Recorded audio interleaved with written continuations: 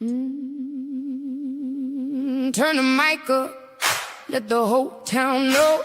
Truth hits hard when the headlines go. From the courthouse steps to the waterline, we follow the paper and expose the signs. Burning bridges, lighting up the night. Toxic water, but we still stand and fight. Local, state, and the national map. Say her name loud. Nicole in all caps. Raw and unfiltered, reality uncut. Digging through the stories they tried to shut up.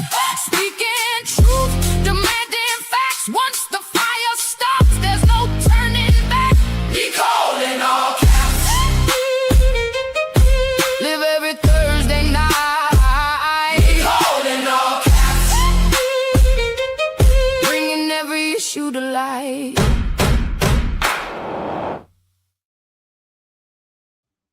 Hey, ladies and gents. Okay, I went ahead and added Izzy to the layout. It didn't put her on the screen, so I'll have to play around with this for a minute. But anyway, okay, sorry. We are running late tonight. All kinds of technical issues, glitches right before going on. It even said that I am the guest. I am the host. I am the host of this one. So now I might have to play around with this. But I am, there it goes, Nicole Schuyler Kapuscinski. And I am the host of Nicole in all caps. And we are going to be talking about the perfect storm that hit Indiana this week. Madison County. And I have, like I was telling her before we came on, I wanted to do a little bit of history on some of the stuff we were seeing on the ground. And I think I'm just going to go ahead and take that part off. Yeah, it does that sometimes. Cuts my head off when we start getting all these different people in here. So this is where my screen is, like where my camera is, and this is my second screen over here where I'm going to be showing a lot of what I want you guys to see. So where do we want to start? Oh, well, let's start with, the reels. No, let's even back up, because now I remember I didn't even get to come on last week because my internet popped. That's what I wanted to tell you guys. So some of you know I didn't even get to come on the Nicole in all caps. I didn't get to come on the on Saturday for the Veterans Coffee Club.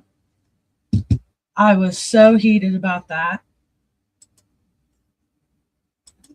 So I had no internet. So me and Aaron have sat here and tried to map this thing out all week, brainstorming of when did we get notification? When did the National Weather Service do their thing? So that's all the information will be coming out soon. Do I have you? No, I don't know.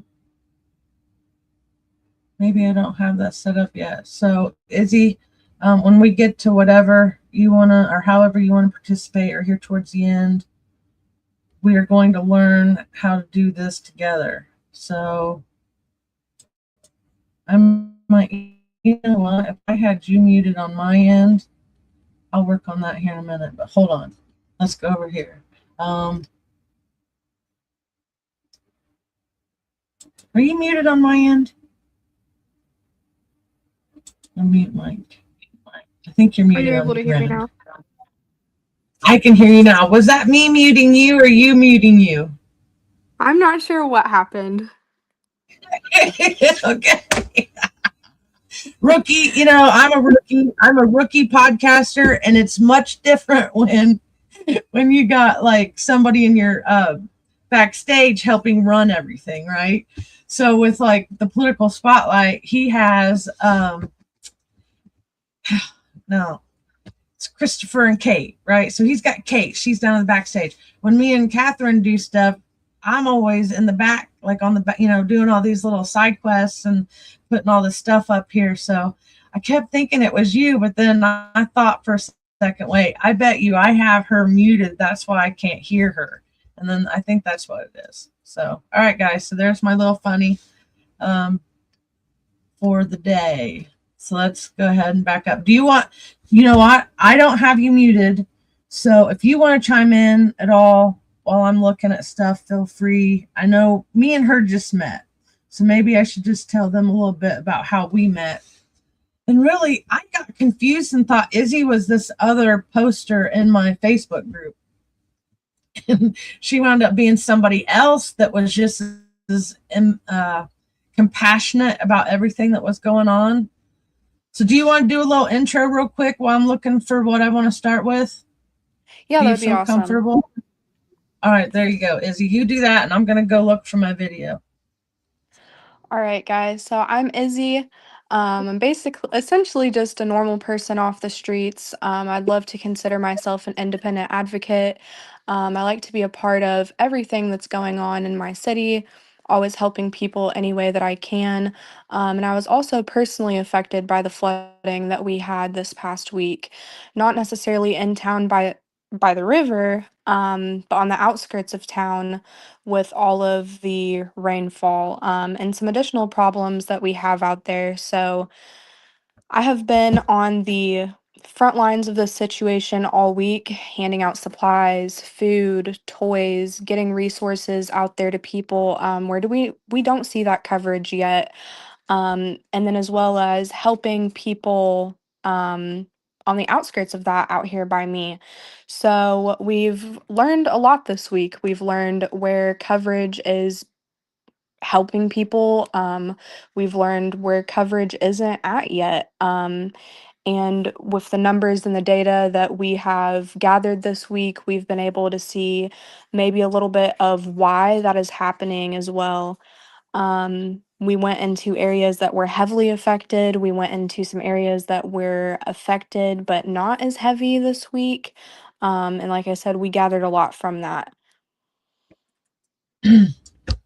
Yeah, we got a whole bunch of pictures to show you guys here towards the end.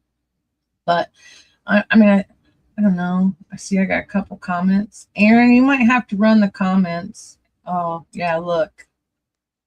Thanks, sweetheart. That's, I'm feeling the love. Okay, so the other issue, for some reason, are you on a phone? Is that what you're using, Izzy? I am, yes. Okay, I'm not sure why I am not able to add you to my stage. So for some reason you don't have a little button on the side. So at least we can hear you. I mean, not like I just went in there and did the sound, so you sound great. So I hope you're not disappointed I can't get you on the screen or anything. But No, that's okay. As long as you can, we can communicate and talk. So all right, so I'm looking back on it and everything's just happened so fast. I don't really see what I thought we started on. I thought I started on something else. I think it's because initially I lost the internet from Tuesday the 11th to pretty much Friday, in between there. And then I remember like Tuesday, Wednesday, and I think it was Wednesday was when Aaron was watching the news, or like, I don't even know. Aaron, come here. You want to pop in real quick? Who were you following? Because he found a really good weather guy that I had never seen before. It was somebody on YouTube was putting all kinds of stuff on here. What's his name? Well, Ryan Ball, something, I don't know. It was YouTube. Just some random YouTube dude. Okay, well, anyway, he had some of the most magnificent footage that he was putting out. And he could go on like multiple cameras, right? In the city, yeah. So he had some pretty interesting footage that he was showing everybody. So that's how I knew it was starting to get serious, because I didn't have the internet. So I had no idea what was heading towards us. And I have so many screens open right now that I have lost my StreamYard screen. Okay, I'm going to move this over here so I don't lose that again. Sorry. Ah. I still got you up here. And howdy, Six Puppies. Thanks for tuning in. Always appreciate your love and support. Okay, so somebody posted something, and they started showing these screenshots. And that's when I started realizing, okay, the water's coming. I think that was on the 13th. Was the 13th the day that it was the levee? The 12th is when it rained all day. All day. 13th 13th was the levee. So we Thursday did start night, out. Friday So morning is- the first video would be on the Anchor Park. So if anybody's following along with the Anchor Park, the East End Anchor Park, somebody was, I think Catherine said, hey, you need to go down there and check the porta pot Thursday. And that was my first, my real first indicator that the poo was getting ready to hit the fan, literally, because I'll have to explain that to you another day. But we have spent so much time trying to stop those anchor parks. And they told us that they were going to move the porta pots from the anchor park down, or they were going to move them out if it was supposed to flood. Well, they didn't. Now, I don't have that footage right here. What I do have is just the first day. So let me pull this up. So this is kind of how the 13th started for me. And I'm not going to play all these. I'm just going to let you see like live footage of just how the day kind of played out. And several of us have put timelines up, and we do know that there was a 31-hour window between when they said that the storm was coming and when a bunch of people got evacuated. So I'm not the only one that noticed that there was a 3-hour window before it actually hit us, and some people didn't even get notified. And everybody can argue the semantics over that, but we'll prove it. But for now, this is how my 13th started. Somebody said, go get a picture of, go try to find those porta pots and get it on camera. And I was like, okay. It doesn't always work that way, though. And for some reason, it's not going to go big, but let's go. Okay, I'm coming out. Let's fast forward. Got to hear all that. Areas being affected by this. Let me get that one. So I can actually turn that off and just look at the footage. So this was the field leading up to the East End Anchor Park. And this is what we said. We told them that it was going to get nasty down there. And so it was in a floodplain. They were supposed to spend like $400,000 on this property, and they wound up spending like almost $800,000. So I can't even, can you see my little, yeah, there it is. So from where I was standing here to these poles back here is where the ramp is going to be. And so that means that this whole area back in there was flooded. Okay, so that was, I guess, as a river person. What's up, Drew? Wart water. What's wart?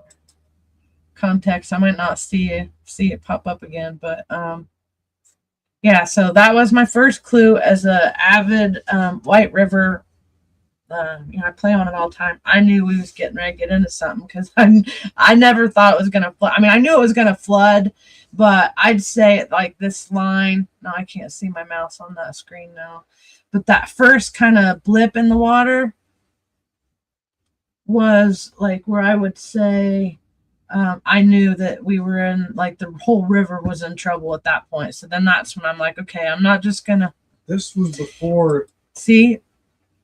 This was before the river even got to 19 feet. Oh, yeah. So this is what do you think before. this was? 12 feet? I don't No, know. I'm thinking. 15 maybe, but we don't know. I'm This was thinking before maybe they almost said the 15, road but was- this was before evacuation. But this is how I knew the day was going to be long, and it was getting ready to be, from a water was more chaser rain on the way. standpoint, I knew it was going to get bad. So I started hopping the bridges and going down through here to record it. So, okay, that. right there is what I thought maybe it would get up to this point. It got almost all the way to 8th Street, which is what the people on 8th Street were concerned about. And then if you're not in, you need to check out the Residents Against the Madison County Bike Path, I think. Of course, I'll have to put all these links up after. It's hard to run the podcast and share all the links. But yeah, so a lot of people were worried it was going to get up here. It got like up in here to maybe here at the peak. Maybe that diesel tank. It did. Well, the diesel tank, but they said that something about that diesel tank, the spill or the smell that was out there was not from that diesel tank. I think it was from Derby Downs. I think it was from Derby Downs area. But I want to tell you, I got a sneak peek at some place that I've been trying to look at for a really long time. And this is the Anderson Wastewater Treatment Plant, which Izzy's property and all the stuff that she's got going on over there is connected into the Anderson Wastewater Treatment Plant, formerly known as Anderson Sewage and Sludge. Its current address is like 2501 Gene Guston Way. Drew, we're on the other end of the river, which I'm close to the one where the bridge is all out, which it was really super bad. And then that's where the hazmat, we've had 3 or 4 hazmats, maybe 5, 6. There's so many hazmats right now going on all over the city. It's crazy. But this here is the opposite side of town. This is Anderson Wastewater Treatment. West side, going out 8th Street. So this is coming back towards my house. And I was going down Moss Island Road. I wanted to see what the back side of the Anderson Wastewater Treatment Plant looked like because it was in violation and I wanted to catch them doing something. I wanted to see if I could see the biohazard chemicals in the water. But what I didn't expect was that I was going to know the person who lived in this property. And so it was crazy. So I'm trying to find a spot. You can't really get to any spot on Moss Island Road, but the formerly Anderson Sewage and Sludge, their address was 2501 Moss Island Road. So it's pretty much just a hop and a skip across the river right in this area. And the first thing I noticed when I pulled up, other than the water, obviously, was the smell. And I'm like, oh Lord, that's coming from the Anderson Wastewater Treatment Plant right now. And so I'm told that everything was breached at some point. But right here at this location, this is one that people don't get to get out much and see, because unless you know somebody on this side of the river, you don't get to see. But then this is what was crazy. See, at first I thought the smell might have been the house. And so I wasn't even going to mention anything about the smell until he said that smell's coming from the Anderson Wastewater Treatment Plant. And I was like, oh, that's another indicator I knew we was in some trouble, because it's all up in here and it was already smelling like that. So I was like, okay, here we go. So yeah, this was hit. They were evacuating because they already knew it was getting, and I think I don't know, it was touching his house. So they were evacuating to some other property. Basement was flooded at that point. And his basement, did he say it was full? Pretty much. And then he was getting ready to move. And yeah. Did I put you on? No, you did. Okay, good. All right. I thought I muted you again. Well, Oh, you're okay. Additionally, for Moss Island Road, I have some family that lives out there. I'm trying to get a hold of those pictures right now to send you if you might want to put those up in a little bit. Their whole yards were flooded, their basements were flooded, their septic systems were completely underwater. They could not flush the toilets in their house, so they did get hit pretty terribly out there. I knew they was getting ready. I like, and that smell, I mean, I would be super mad if I was out there and that's what I had to put up with every day. So, okay, this one is Rabel. Now, Rabel had already flooded. Okay, like you could kind of see What property was that? Okay, I'm just gonna play this Okay. sound because you don't need my sound. I just need to know my angles. Okay, so there goes me and my finger. So this had already been underwater once. We figured out that down here, and it had one of the drains down here was full of dirt and weeds. So that's probably good. That's probably the reason why this didn't drain like it was supposed to. Okay, still that canine facility on the corner was the river came up. I feel bad for these guys. Let's see. The river was already almost touching the base of Rabel at this point, and so I can't see my timestamp. And that's the other thing I like about Facebook versus some of the other ones. There's a timestamp on everything, like a date and a timestamp. So it tells me like my whole travel from, and that's what I was trying to gather This with was my all before evidence. the river got. Yeah, to the this is 9%. and this is all before evacuation. So we're just leading up to, and I don't remember anybody saying anything about being evacuated. Oh, but that was much later, like for somebody, they said something about range line. So they did start evacuating range line, but range line auto parts is that hazmat, and they're on what is it? They're on lower ground. I'm on higher ground. Yeah. So this is going the other way. So yeah, I knew we was in trouble when I saw the river at this point. So it couldn't. I mean, I'd be surprised if Rabel Avenue didn't take some structural damage. Okay, this is the one that got me real bad. This one is 3rd and Sycamore. And I do believe, let me see, this one's not a very long clip. I'm going to let it play because it gets into, I'll skip to when Christy starts talking because my heart, like I've cried so many times for Christy Stewart right here. It's not even funny. Like that was when the first glimpse I saw that like just whatever my family experienced in Irondale in the 1960s was what these guys was experiencing now. And I think the reason why it went like this in the over here on Sycamore Street is because they did that levee, which pushes all the water down into places that it's never been before. So I think that's another reason why this area was hit so hard. And I remember them warning that this was a possibility. So here's this, and I'll be quiet. Yeah, you guys are flooded here. That it will come over the wall? Yeah, it's getting ready. Yeah, I just went up the river. Yeah, it's wait till you see it. It's not. It was 19 feet. This morning at 10, they said There you go. by 1 it's supposed to be 23, up to 23 foot between 1 and 4, and then we're expecting more rain. All the houses on L.A. Pike are flooded out. So Yeah, this is this is 3 city blocks. How far does it go? Just Riverbend Park.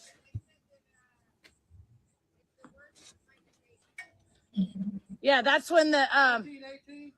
that's when a bunch of people died down there. Where you live?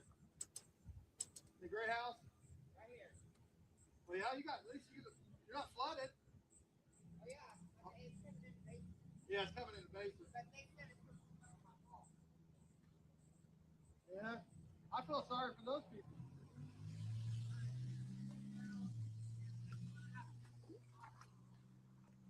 Okay, I think this is where Dustin Summers comes into play here soon. He's the guy with the sandbags. I was going around putting sandbags up there. Fast forward. That lady said her baby down there. Why? Tell them. Well, yeah, you wanna tell everybody? Well, okay. My name's Nicole Schuyler Kapuscinski. I just ran for county council. Long story short, I call out the government all the time. So this is I'm now going to create a theme song, Govbusters.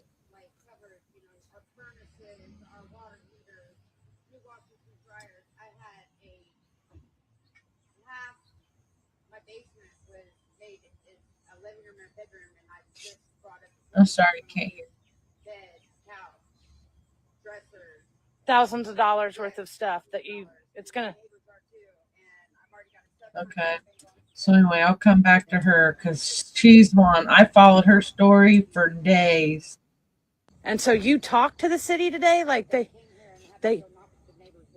okay, they had you go knock at the neighbors' doors? Okay. Okay. So yeah, you guys are, and that's Riverbend. So that means that if this is what,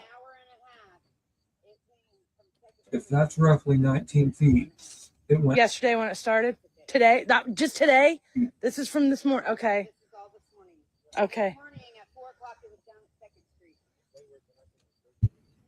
Yeah, because I saw the buses driving through, I think this morning. Okay. Ray, That's her story. Now, Izzy's helping me collect and document all this stuff. So tomorrow we're going to have an event over at Derby Downs. We're going to do a pop-up mobile hub and have people meet us there. So if you're, I'll talk more about that towards the end. I want to try to get through some of these videos because it was just insanity. Okay, so that was one. Okay, this is our okay, Granny Well number 4. ladies and gentlemen. I know you was. I've seen I've seen this flood before, but I'd never seen a flood like this. And this is the one we reported on Saturday. What was that? Saturday the 15th.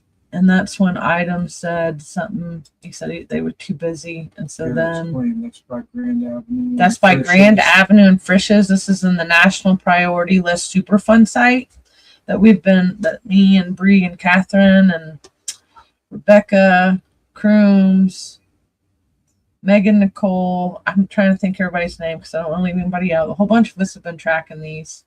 Tess Etchison. She's the one over there by where Christy was at that I just showed everybody.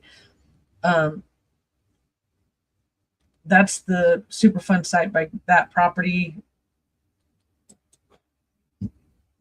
And then this property feeds into that other one. This feeds into Derby Downs. So that's why I was like, you mean all these toxins that are already here are getting pushed into Derby Downs area? So I don't know. The water became like a super spreader to me and just spread all this stuff. Okay, so that's earlier in the day. Let's see. This one. Oh, this one's good too. Okay, I do a little bit longer. So this is the parking lot of Work 1. Let me see what Location in my backdrop here in a minute. The Wheeler water plant is over there. Yeah, Wheeler water plant is over there. And my mom got sick a half mile away from this location in the 1960s. And historically, they upgraded the water treatment plant either right around the same time my mom got sick or just after she got sick. So it was common knowledge in my family that the water caused it.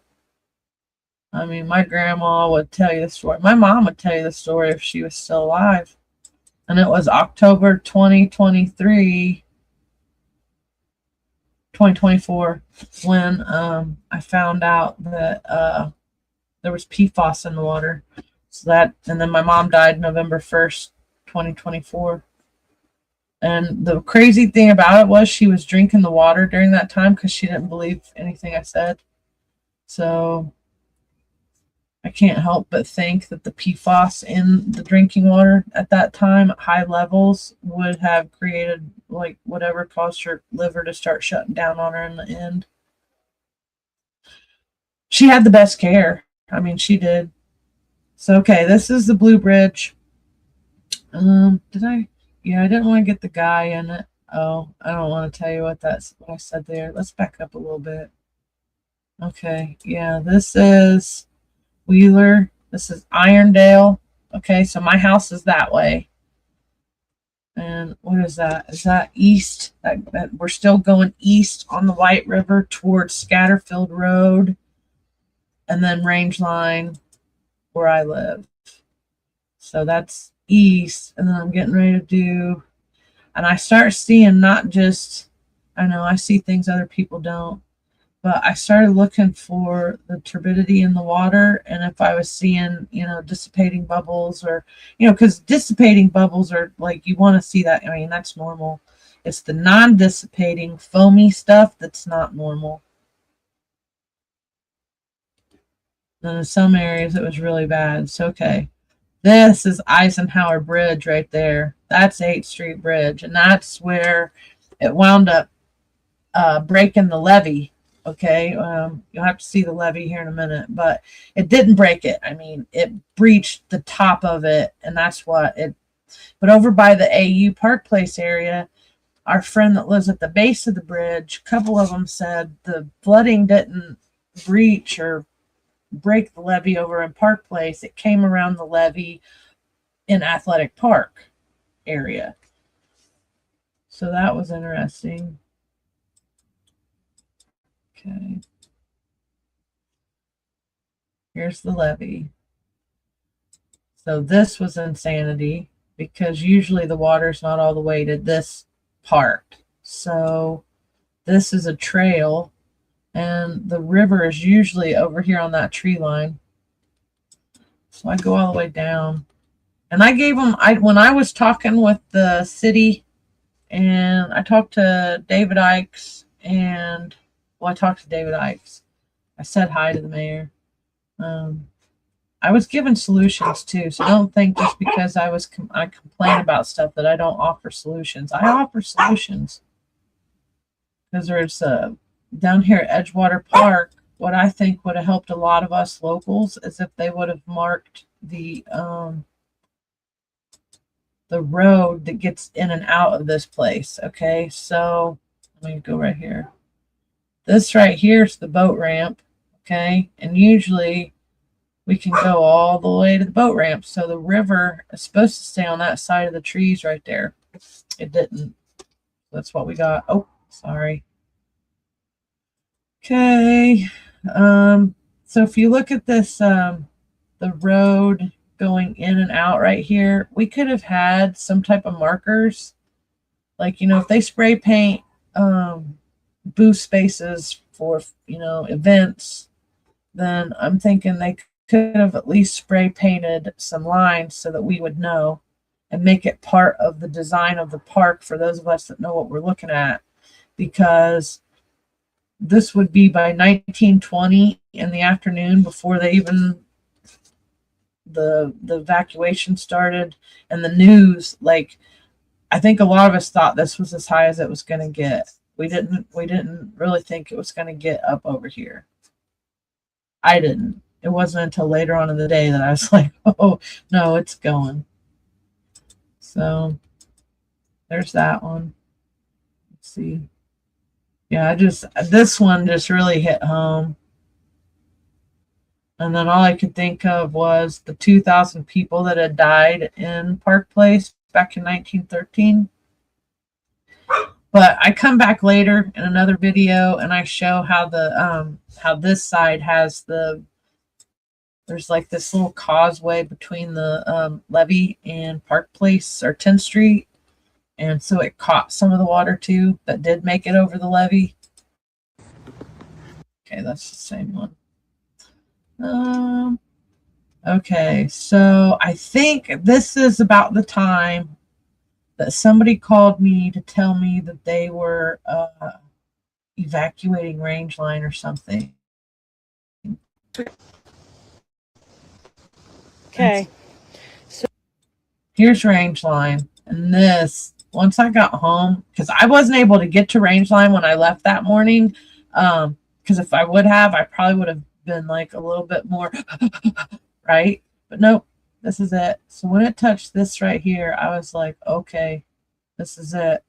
We couldn't handle much more at that point, and we did. We breached it by 6 more feet. Okay, so that's that one. Oh, this is a good one. I don't have the footage of the guy swimming in the water. Okay. You'll have to go find that from somebody else. So this is Okay, leading up to we are now down night. here. I think Tanya might have had some good footage, but she didn't get with me today. So here it started raining again. And this is the place where people were swimming in the water that night before it crested to 24 foot. There's some good photos of the people. Like this whole parking lot had vehicles just with their lights. And I think a lot of them had their windows open and they were just talking in amazement at what was going on. This was a place a lot of us got concerned about because we know that that's Holiday Dump. And then I was getting, oh, the water's rippling. I mean, this looks horrible. It looks like it's an ocean of some sort, and you got riptide coming in. Okay. That was that. What's this one? Okay, this was when I realized that the Mancinos had flooded. I come down here to Pittsford's Ditch and CSO 25. Okay, so now I couldn't get back there, so I still haven't made it down there. I'm waiting for the water to get away from it to get some better footage. So I'll probably go down there this weekend. But the White River was all the way up to here. So, I mean, I get a little farther in, but I knew right then I wasn't going to be able to get back to that to get any footage for there. That meant this whole park, I can't remember what they called this park, but I knew that was when Irondale was going to be in trouble if we got any more rain. And because I know I got some footage when, didn't I? Hold on, I'm going to put mute.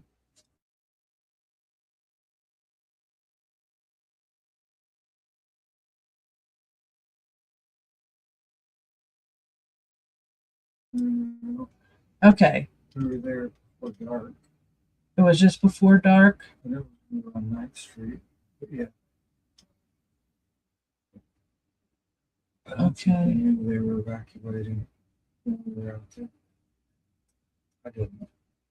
Because I thought Salvation Army. Oh, okay. That's my sad one because I had to clean my son and my stepdad out of poop. So I'm not going to play this one. The one with my mom's pictures in it. Okay, that one's that. That's CSO 16.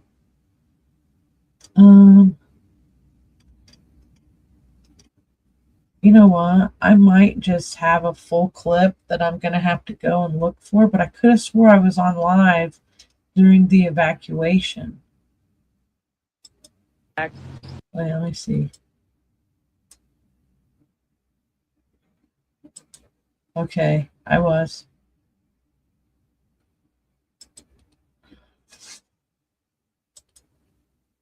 That's what got me over there. Okay.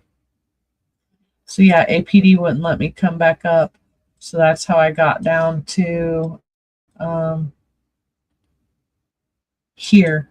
All right, that makes sense. Sorry guys, just bear with me. okay, ladies and gents, I'm back. There's a lot of footage I was trying to collect. So you could see the like just the steps leading up to. I mean, it was just insane. And so I called the episode tonight a perfect storm because everything was just set right. All right. It was just set so right. People were gone. People weren't in the right place. But I can tell you, I don't think they knew that this place was going to do what it did. Or we would have had more officers. There wasn't a good perimeter set up to keep us away from all the all the spots that were flooding. This is University Boulevard over here.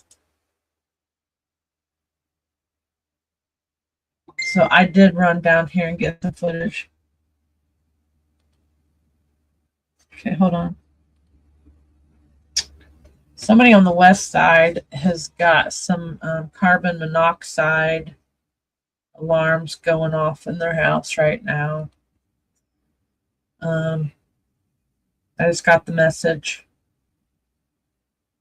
West side of First Street. I bet. Is there, if anybody's watching or you know somebody that's in that area right there and you wouldn't mind running over there for me, just to check, but I guess they need to evacuate. I guess that's what they should do. If the alarms are going off, then that's probably not good for them. Okay, Izzy, go ahead and pop back on here real quick. This is, you said what you're seeing on the ground. Didn't you say you were getting ready to lose, like, your, you guys had stayed in a hotel and you kind of exhausted some of your resources with the hotel? Sorry, you cut out right at that last part. Okay, weren't you the one that you were staying at a hotel and that was coming to an end? Was that Yeah, you? so yes. So, well, one of them. I'm not sure if I'm the one. But we are No, staying in a hotel. I think it was you because you were concerned about the cost of the hotel, and that's what. And then you said something about your friends and having to watch. Like, didn't you say some of your friends were single moms? Yeah. So, yes, actually. So, what's going on right now is we are seeing some organizations, some churches and stuff like that handing out hotel vouchers, and that's great. I'm staying in a hotel myself. There was a church helping me out for a couple days, and now I'm doing that independently because there is black mold in our house from all the residual effects that we had from water coming up and standing for way too long. But a huge problem that we're seeing right now is it's great that these companies are putting some money forth to help people stay in a hotel. But when you're only there for 3 days, just until the water is gone, that's great. You're not sleeping in the river of your house. But when we see people checking out, our shelters are already full. They were full long before this flood happened. So where are people going? And to see people checking out on one of the same days that I ended up getting a different room. But to see them checking out and kids crying and parents frantic because they didn't know where they were going to be going next is heartbreaking. Um, they don't tell you there's no handbook for this kind of stuff. They tell you, having a savings account is great for stuff like this, but how far does a savings account really go when these rooms are almost $100 a night? People can't go back to these homes and be breathing in these fumes. Small children, how do you expect them to stay in these houses and keep a mask on the whole time that they're there? It's not practical, it's not realistic. So, yes, there's people staying in hotels. Those vouchers are ending. Um, and so it's a really heartbreaking situation because where do you place people? We've seen a lot of bigger facilities making room for people to put down cots and stuff like that in there.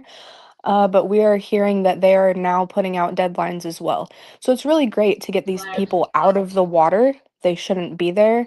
But what are we doing with them afterwards? Because, like I had said previously, we are over a week out from the biggest hit of this situation, and there are no plans to do anything other than what individuals have kind of self-deployed to do already. There's no plans to clean up these houses the way that they need to be. There's been no assessment other than the first assessments that were made for the risks and stuff over there, and obviously the area needed to be evacuated at the given time.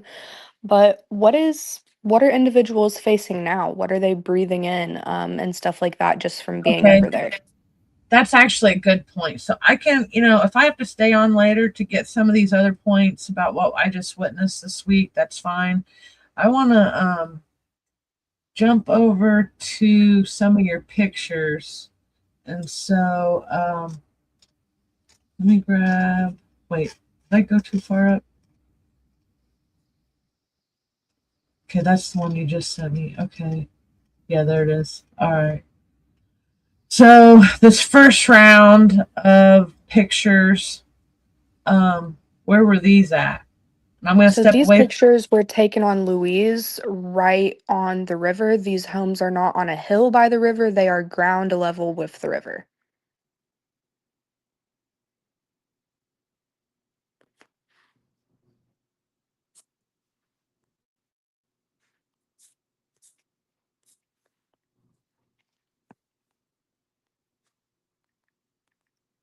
And then I believe the second set of pictures that I sent you, that I, is from West First Street. okay, so this one is, you said, is in a, This is what? Louise, ground level to the river, and then the second set will be from West First Street. Okay, now I gotta go back. Okay. Is that the house on West First Street that's circled that you said was for somebody? Yes. Okay. Isn't this who? Well, is that the Hunt house right there by Yes. chance? Okay. So they have a GoFundMe or something that they've set up for everybody or for them. For it's Michael Hunt's mom who lives in that red circled house. Yeah, we So just got out to her last night, took her some clothing and some resources. Thankfully, she's staying with some of her sisters on the north side of Anderson, but their home got hit pretty bad. I just lost. Hold on. I mean, she pretty much lost everything she owned, right? On First Street. Yes, Bridge. it took them some time. They said they've gone back since and can't even get the door open, just because of things that have fallen over, and stuff like that. We have seen Red Cross and stuff like that moving into some other areas. That is an area where they have not yet been contacted by anybody. See, and that's why we wanted to go to that particular area tomorrow, to set up the hub, because I was hearing that they hadn't really. I mean, I think it was yesterday on live. We were going down. I think it was Second Street, and we Tess Etchison was helping this lady, but she had moved all of her stuff out of the car, out of her house, or what she wanted to salvage. She tried to stick as much as she could in her car, and she was sleeping in her car, and she was crying, when Tess stumbled upon her because nobody had been there to help her get the water out, and we were able to help her. So tomorrow we're gonna go find these kind of people. I need volunteers. If anybody knows people that want to volunteer, we need to pull some furniture up out of basements, and we need muscles, people with muscles. I'll definitely try to get some people together too. Another thing that we are learning from this situation is a lot of the areas where Red Cross and similar organizations have moved into. I don't want to say that they're moving into areas that weren't hit because everybody was hit, no matter how minor or major. But in these areas where they got hit the worst, we are not seeing help over there at all. And I have a couple different theories on why that may be. I'll let people make their own assumptions about that. But yeah, in the worst houses that I've seen been impacted, unless they have the money to call contractors and get help on their own, we have not seen any help sent out there. Okay. Do you want to? Okay, so just in case anybody's just now tuning in, since you're not on my screen, I know I'm not on there either, but most people kind of know who I am. You want to tell everybody what your name is again? Yeah, I'm Izzy Krompack. I am an individual advocate, totally independent, not part of a group or organization. I go out on sunny days and help people in our community, not just when it floods. But I've been on the front lines of this situation ever since it started, handing out information, resources, gathering data and numbers, to get together with some other people and hopefully make a change in the city that we have not seen yet. Yeah. I mean, you really got me fired up when you started asking me for stuff, or you tagged Catherine, and then I think you got a message to me. So tomorrow we got we need a couple volunteers for this one. These are 2 female veterans. We need 2 to 4 people in the morning to help with these ladies. And then I have another house over in Park, like the Park Place area by that levee that flooded. She needs at least an hour worth of work just carrying stuff out of a garage. And then, Izzy, you said you were going to be able to be at the Derby Downs tomorrow at 2, correct? Yes, I can be there. I'm not sure it'll be exactly at 2. We have a lot of people that we're still trying to help in the morning and get those items to them before we have to come back to our own residence later in the night and finish cleaning up here. Our basement's pretty bad off from the rain last night as well. There's no drainage out Yeah, here, so the yard just lets it go in our basement. Um, but yeah, I will definitely be there. you guys are in rough shape out there on Park, just past Park Avenue on the Nestle drainage lines and just in the county. That's kind of the stuff I was going to lead into here in a minute. So, well, tomorrow you might get to meet Izzy here at the operation. There is no place like home. So we're going to try to get a mobile hub launched and start gathering information. We're not going to let anybody get left behind. That's the other thing. Like, because I'm getting reports, people can't. Last night it was like somebody said they were trying to fill out stuff on 211, and the website kept freezing. One person said they were online for 30 minutes, and we get it that there's a crisis. We're not trying to take away from that. It's been really difficult for people to get help, and I do believe people are also getting turned away for help. So that is like the downside of this, and we just want to make sure that everybody's getting what they need. And some of these people need to be cleaned out, like last weekend, really, because what'd you say? I think she's dealing with mold. Other people are dealing with mold. You've seen some of those pictures. It's crazy. So then, how do I start that? I was really hoping that Stephanie May Stennis could be on so she could explain some stuff that we experienced this week. While we're in the middle of doing all this, okay, day 1, I don't think a lot of people realize we didn't even have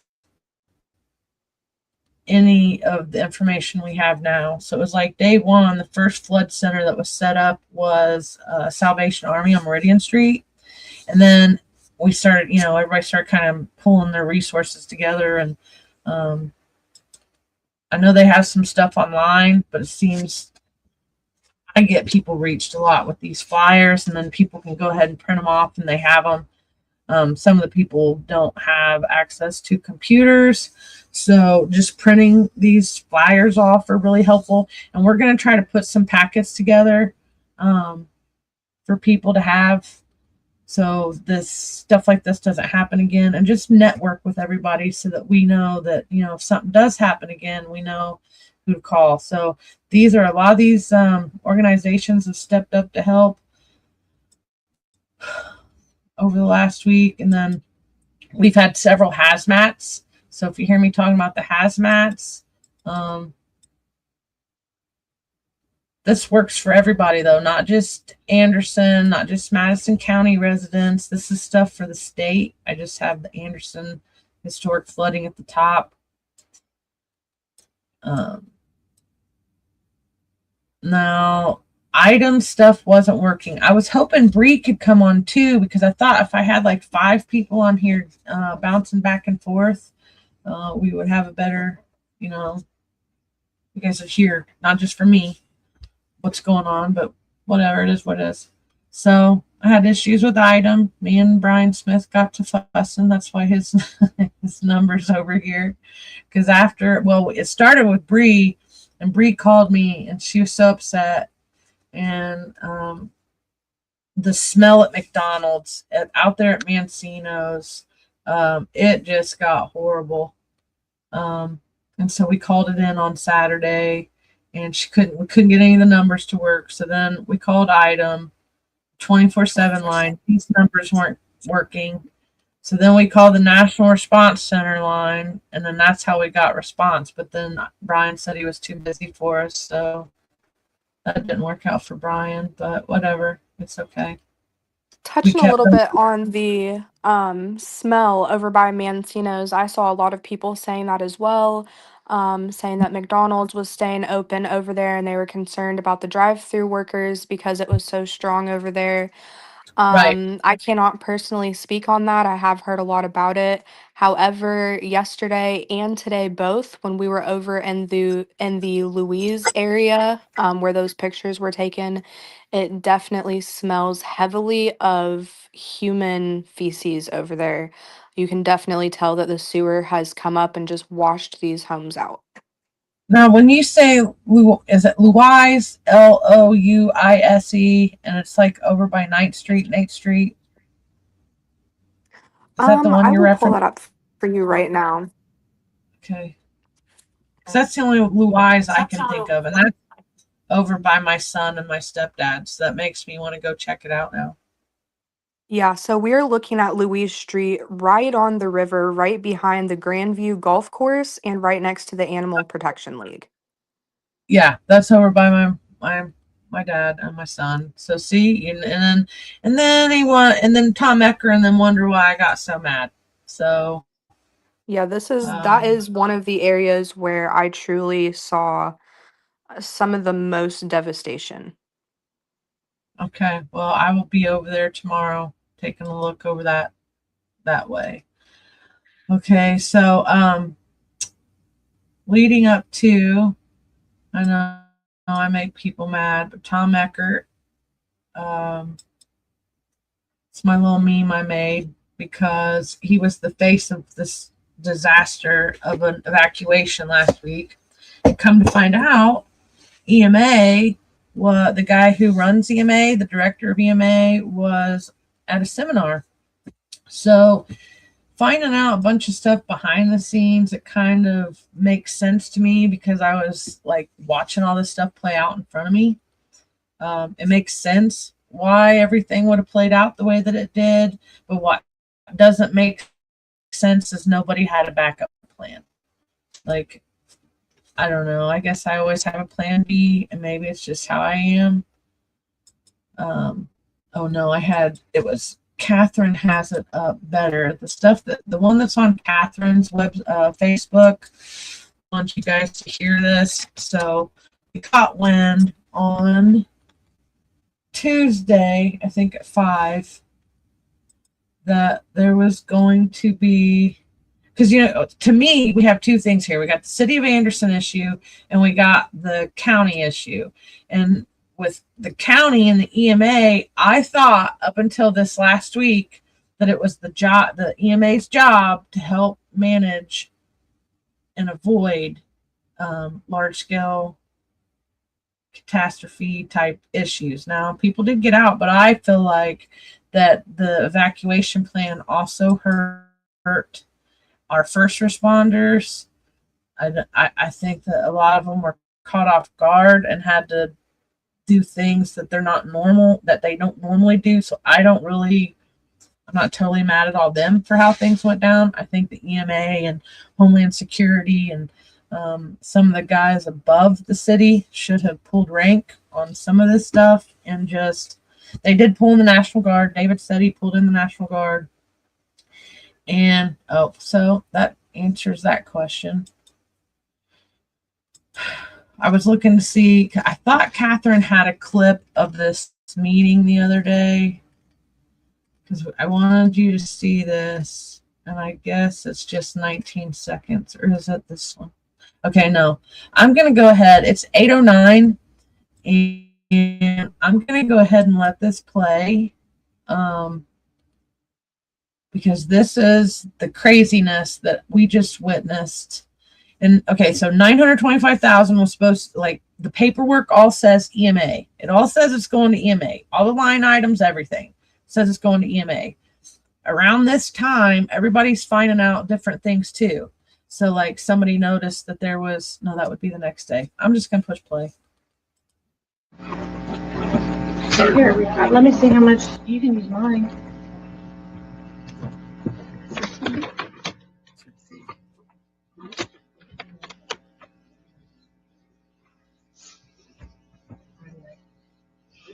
Okay. Here on the right is Christy Grabowski. Jody, we're good to go. The voice that you hear a lot is Todd Culp. The second person in that you can see is Diana Likens. And then Jonathan Culp is here on the end. I'm not really big on political nepotism. There's a whole story on that I'm not even going to go into. But that's who's up there getting ready to make a huge decision. And then the Bethany Keller and Norick are on the Zoom chiming in. And they almost start this with hardly anybody being in the audience. Ken Kaczynski, the county surveyor, thinks he's getting ready to get money and get some time on the floor. So I just want to kind of tell you what you're getting ready to watch. And they wind up not even giving him $200,000 for drains like Izzy's.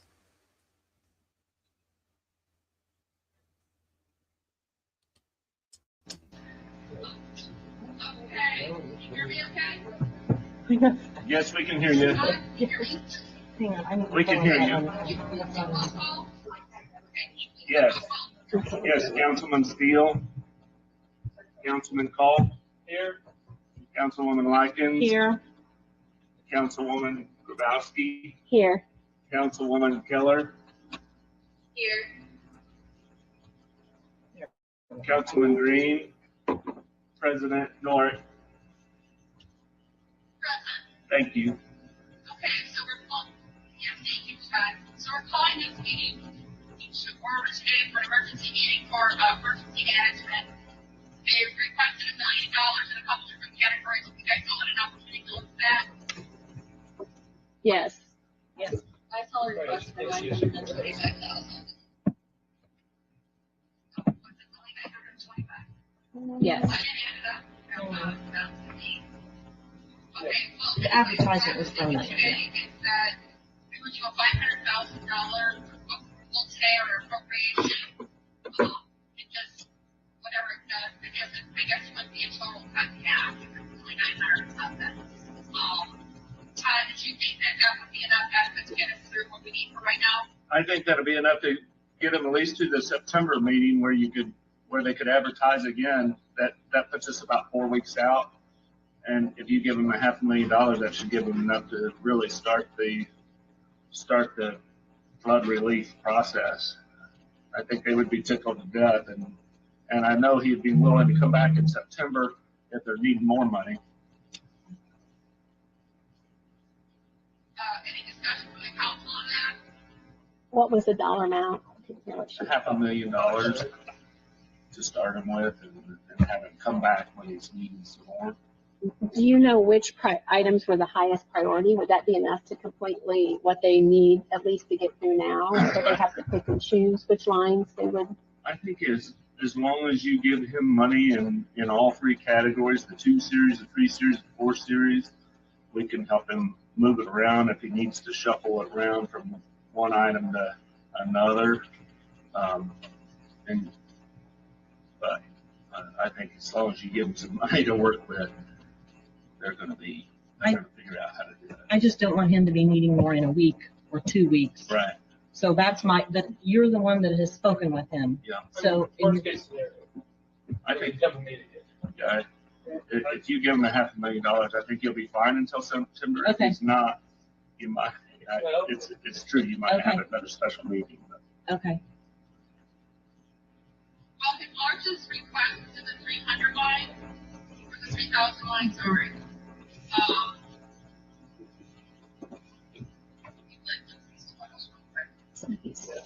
Yeah, 400,000 and other services and charges. Yes. So 425,000 in the 2,000 line and the 30,000 line So she's on adding it.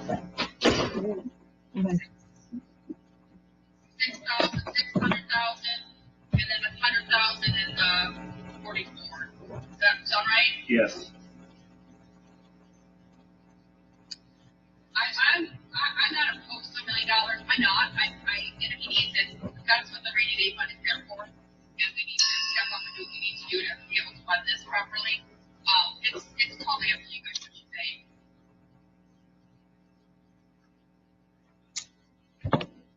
Bethany, what are your thoughts? I was gonna ask you the same thing.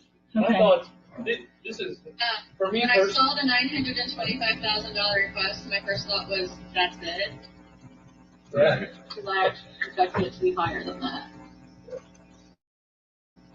From, I think that's where I kind of reached out to Todd to give me some guidance as far as what it is he's wanting to spend this on.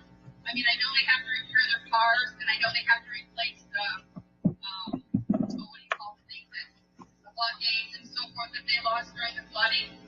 But I really wasn't sure exactly what this money was being used for. I'm assuming maybe some of it was for food or whatever for the people that are coming in to help. Is that part of it? I don't know. That is true. They're gonna be supplying a lot of food and resources. They have thousands of volunteers coming in from all over the country to help our citizens muck out their houses and remove the debris from their houses. And they're going to try to be organizing these thousands of volunteers and feeding them and taking care of them while they're here. my only thought is, Feeding them and taking care of them while they're here. Now we have a bunch of people in a crisis situation. There is places giving them food, but from what I think it was Izzy, I just heard her say, or somebody said that they're all working off the donation. So they're still not getting help with some of this. And so the city and county are kind of sitting on their hands. I think. Oh, and check out Stephanie's stuff. Somebody's got that funny "Where's Mayor Broderick" memes going around.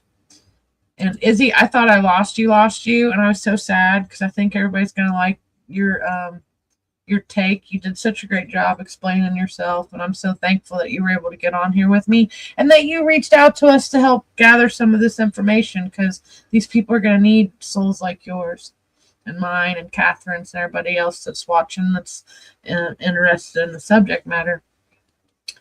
Sorry. So so that was what was throwing us off right here, is they're talking about thousands and thousands of volunteers.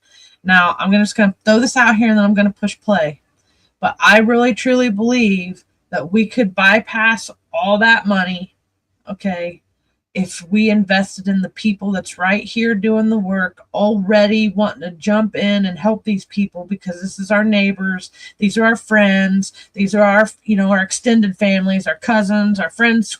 Like, you just don't understand, like like a lot of us are doing it because it's the right thing to do, and it's like we can't move on with our lives watching our people suffer, and we're already out here doing stuff. So why not take that money that you would pay all these volunteers and just give it back to the people, pay them for the work, right? Like, I don't know, I guess I'm a realist, and I think that we can use John Dyer. Okay, now I just have to say this real quick. John Dyer and I don't necessarily get along. Anybody that knows us, we argue, and he says some of the meanest stuff about me, and he's hurt my feelings a couple times, stuff that I've heard come out of his mouth on his lives. But I'll tell you what, every place that I have went, John Dyer was there. Something like either he was passing me or I was passing him, or like in that footage out at Harney's by Izzy's house on Park Road, there's 7-foot ditch. The Nestle drain is broke and there's a floodwaters over there. And John Dyer, I had no clue it was him. He's out in that water. His hands are up in the air. He's waiting. And then when Destiny came over there and she's like, "That's John Dyer," I was like, "I'll tell you what."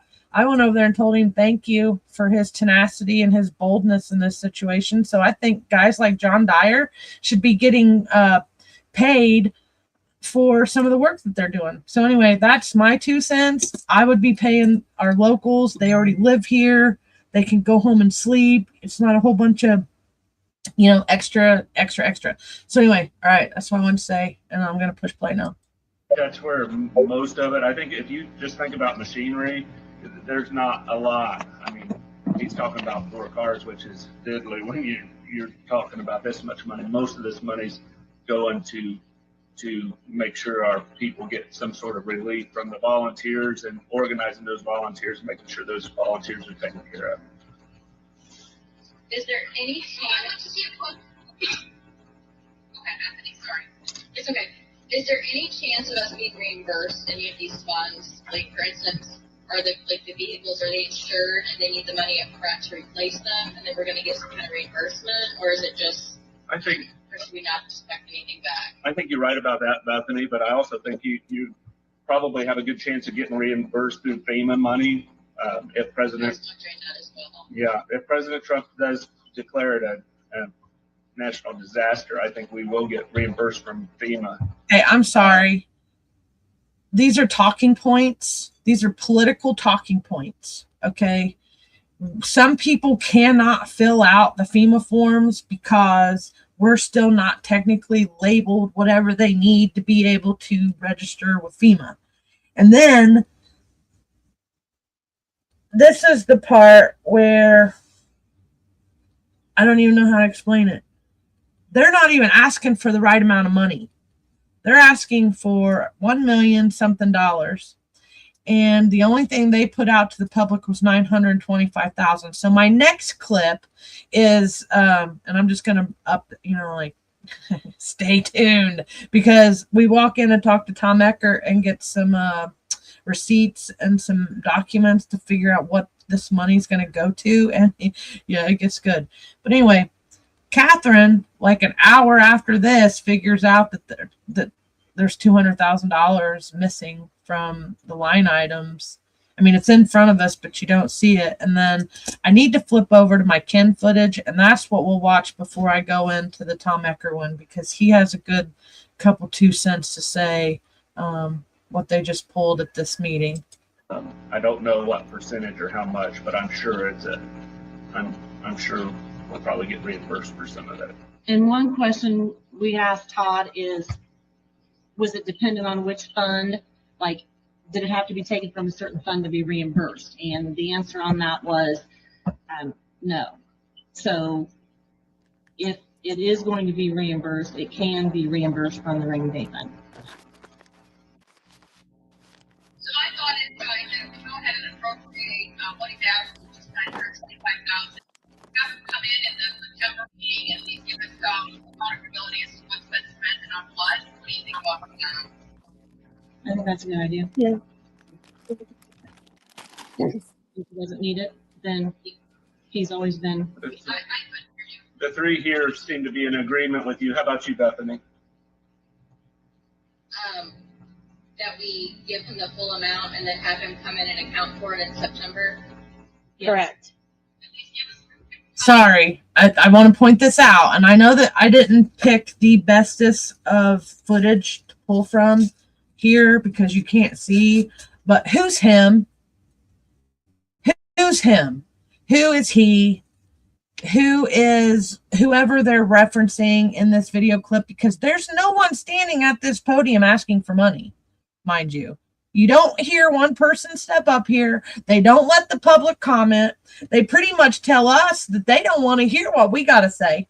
They don't want to hear Stephanie wanting, because she had questions about packets, because she was concerned about people that can't read or write good. You know, who's going to be looking out for those guys? I had questions about, you know, the evacuation and then the 4 vehicles. Like, if you know your EMA and you know this storm is coming, how did them 4 vehicles get damaged? What's the status on those? How long have they been sitting in the back behind that building? And mind you, I do believe this is the same building where they have the beer cooler morgue at too. So just be mindful of the location that they wound up not letting me go back into. And I think it's because somebody told them she went and got me or something. I don't know. But I didn't even get to go in the EMA building. They wouldn't even let me go in. So anyway, I'm still upset about it. Just because we appropriate it doesn't mean we'll necessarily spend it. Right. Right. And I want to hold people accountable for the money that we appropriate, but I just don't think now is necessarily the time. We need to give him the money because it is this emergency situation, and let them start spending it. But yes, I agree with having them come back in September with receipts. Or just some accountability as to how they, yeah. Yeah, I didn't necessarily mean receipts, but just, yeah. I make a motion to approve the request. Councilor Grabowski made a motion to approve. Second.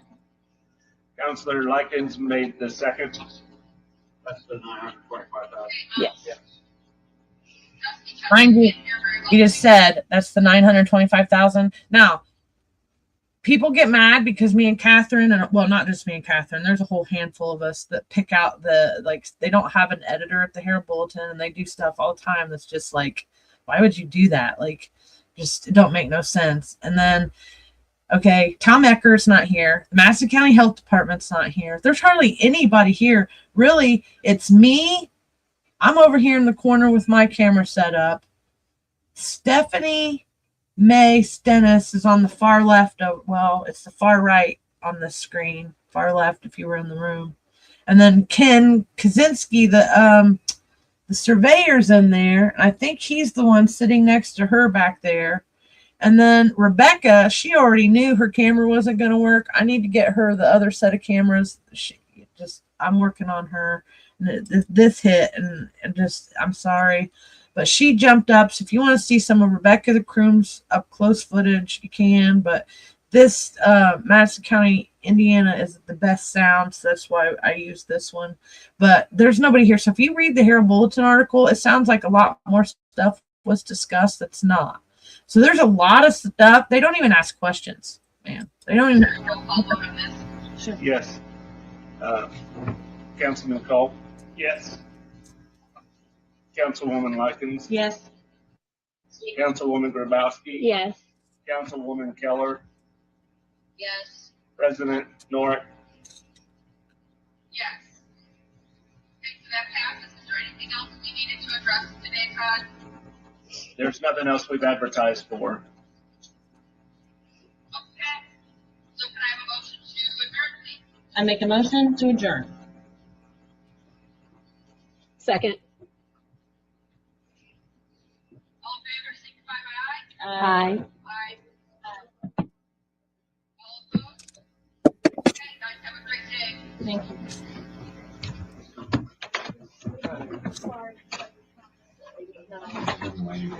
It's in the rainy day. Okay, now I noticed that they have a few minutes on here, but this is exactly one of the reasons why I started going and tag teaming with whoever had a camera in the room at the time. So it started with Rebecca Crooms and Catherine Callahan, and I would piggyback all their footage. And then I started taking all my own footage. So I've grown a lot in the last couple of years. And those two ladies have taught me a lot about local politics. And I am forever grateful that people like Rebecca Crooms and Catherine Callahan exist. I don't care what people say about those two ladies. They are awesome and they answer my questions. Okay? Just so you know. Anyway, I'm going to let this play out and then I'm going to jump to my footage because it shows Ken is kind of mad at this point. He's fuming. No, I think we're good, Jody. Thank you. I appreciate you calling in. Bethany, thanks for calling in. I really appreciate you doing that. Thank you. You're welcome.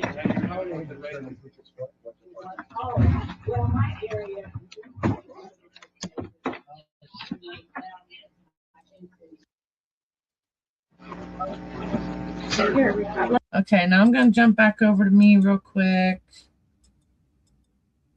because on my footage you can see that's the other one. Okay. If I get cut off for mouthwash, I might go longer on my heads up channel. So if you guys, I don't know, sometimes it cuts off. It's weird.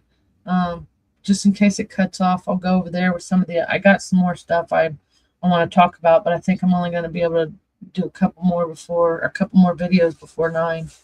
So I don't know what's getting ready to happen on the storage. But on this one, okay. Can't really hear him on mine. I mean, you can see him clear on my video. Jonathan Colt, Diana Likens, Christy Grabowski. This is Jonathan's dad, Todd, who is the auditor, who should have known better about them numbers. And Bethany Keller's over here on the Zoom screen, and so is, who is on the screen with her? Jody North, the president. This is Miss Rebecca Crooms right here, and this is Ken Delbastide right there. The other Ken.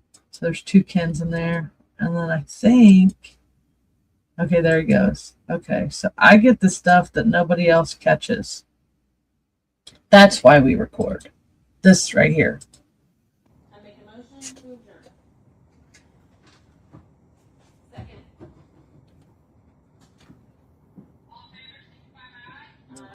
No public comment. No public comment. No,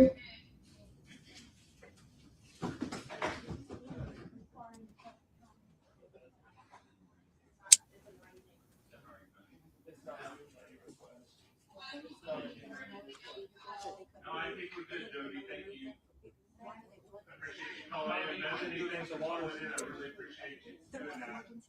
So, Ray, yes, you can. Thanks, Todd, for all your effort. Just seeing how you were doing with the rain.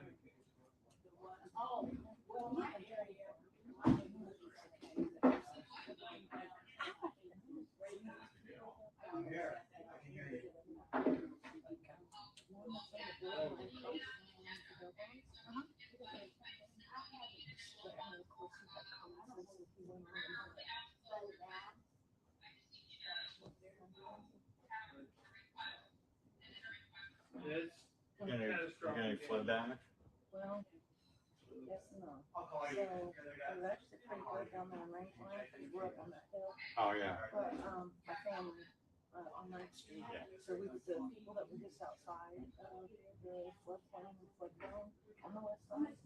Because of that, So pretty much what's going on is Ken Kaczynski right here, this is the county surveyor, has now figured out that he and the constituents or the voters who voted for him to do his job, and we're, you know, and he fights so hard for everybody. What? There's a lag. He's up here fighting for us right now. He's up there fighting for the county. Anybody in the county that is got drainage issues, he's trying to get $200,000. So ironic that it's $200,000 missing from this $1 million budget that they proposed. But he's up there fighting for it. I'm not sure what they had discussed before this, before this. He's getting ready to tell us though. But that's what's going on right here. So they have dismissed. They did not allow for public comment. They didn't care what I had to say. They didn't care what Ken, the elected official, had to say. And I'm pretty sure that Rebecca would have asked really good questions too. So nobody got to ask questions about this money. And the questions that were being asked by everybody up front made a lot of us feel like our voices didn't matter and that they just let them have the EMA have a blank check to do whatever. And we're going to prove it here in a minute that they get to do whatever with the money. And it's not even the EMA who is in charge of the money.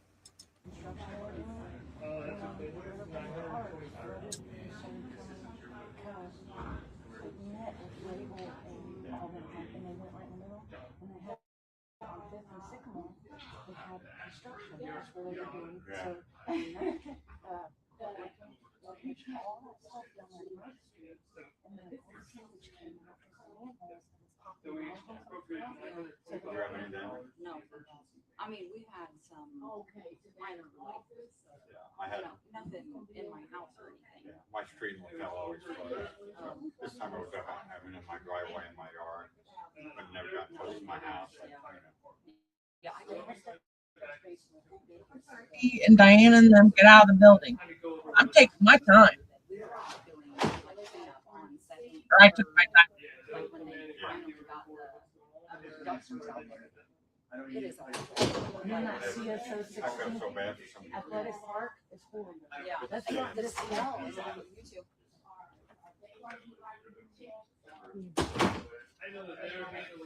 Well, I don't have a choice, but I'm gonna tell that to the town.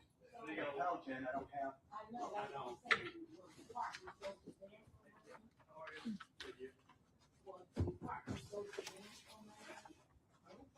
You guys gotta put in your thing. That doesn't go to other departments. It just goes to what they said. Who was that for? EMA? Yeah, and it doesn't do it us. So when I met with them this morning, I knew nothing about this. So I wasn't included. It wasn't included, so I took it to him, to Tom, and the commissioner. Oh, you're part of the 925.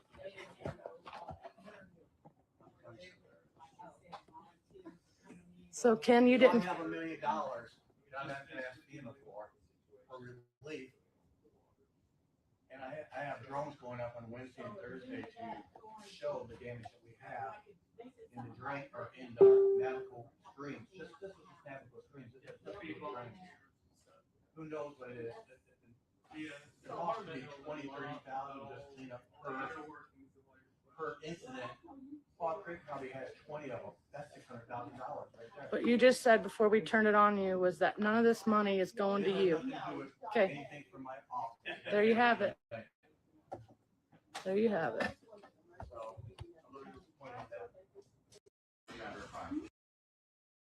There's that one. So that did not sit right with me. Okay. And then the following day, and this is so crazy because I'm dealing with something even crazier. I promised the families, I already got scammed this week by some dude on this road. And I thought that he was from the city coming out here to help me get my rove paid. He tried to charge me nearly $9,000. Dude, it was horrible. Nobody was here to help me. There's about 10 dudes with him. Showed up out here on Spring Hill and tried to fix. It looks good. But I'll explain that on another episode. But I got ripped off this week. We figured out that the reason why my power popped this week was because there was some type of situation going down here at the river, some type of hazmat. Okay, so that was nuts. Then, okay, I hadn't met Izzy yet. Izzy just reached out to me really in the last 24 hours. And I think it was around the same time Destiny did.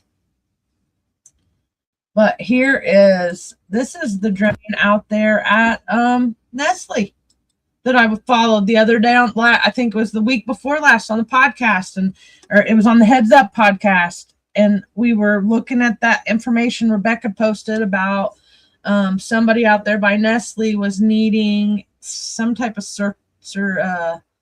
no, he needed to get, they're not even on the facility reports. So check this out. This is out by Nestle. I'm going to give everybody a couple minutes to try to pop on. Okay. Let me see. This is atrocious. Some of it, I think, is that right there has a little bit of algae in it. It's got like some weird film on the top of it. I thought at first that was one of the locations of the smell. This is also the video that John Dyer's in, because I wound up apologizing to him. But I test this water and I found that puddle right here, this nasty puddle, was high. I think it was alkaline. It was this puddle was high alkaline on the right side, and this water over here was high or was low on the acidic side. Okay, so then you can see that it was out all the way to here at one point, blocking these driveways, and I'm not even in the right driveway. I didn't realize that it was the driveway down until later. But here's this. Locked myself. I put my I said I flocked myself because I put my my plate in the video. So okay, here I'm pulling out the water. Let me see John Dyer walking across here.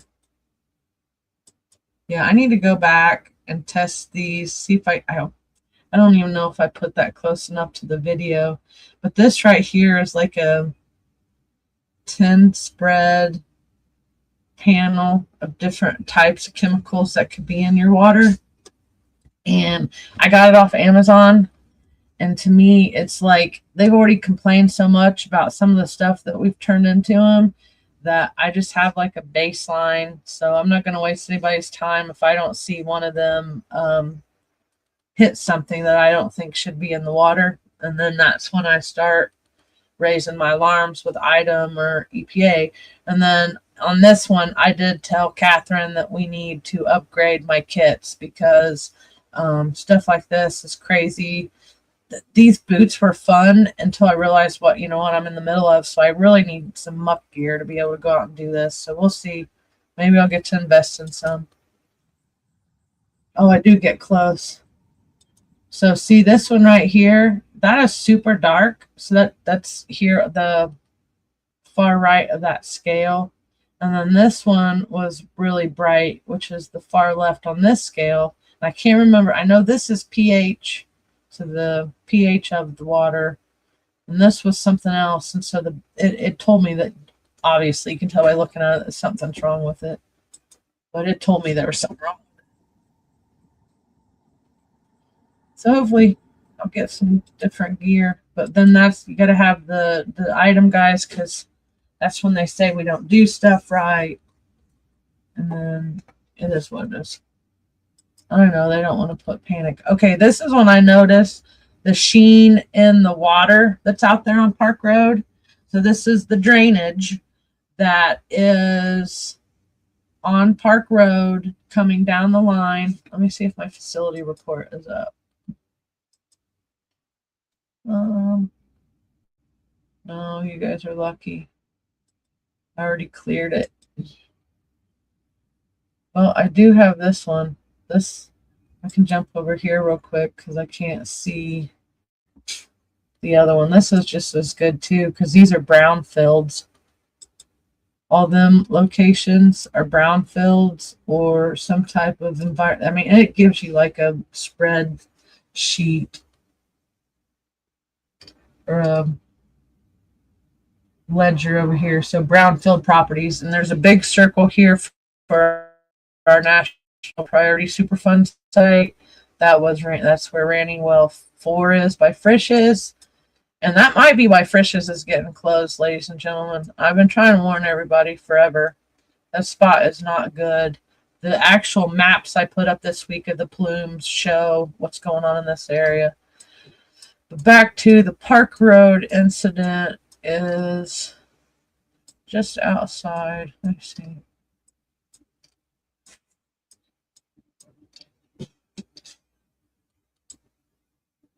"53rd Street, S109.